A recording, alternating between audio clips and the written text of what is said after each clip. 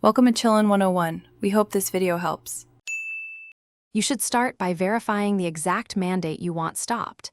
This avoids canceling unrelated services. Once logged into Amazon, go straight to Payments or Subscriptions and locate the active e-mandate entry. Make sure you record the mandate ID, bank or UPI handle, and the merchant name. These details matter when you tell your bank or file a dispute. Once done, prepare to either cancel from Amazon's interface or contact your bank. Both paths require that recorded information. You should attempt cancellation in Amazon Pay first because it's the fastest path.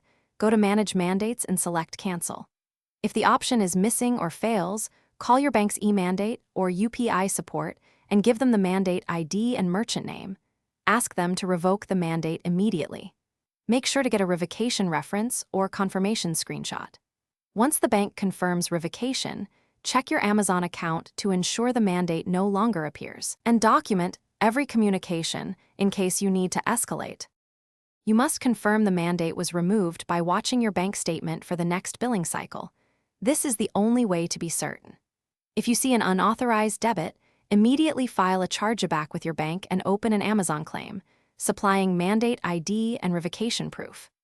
If neither resolves it, escalate to the banking ombudsman or your country's consumer protection agency and include timestamps, screenshots, and reference numbers. One troubleshooting tip: if the Amazon interface keeps showing the mandate, clear cache, or use a different browser and recheck.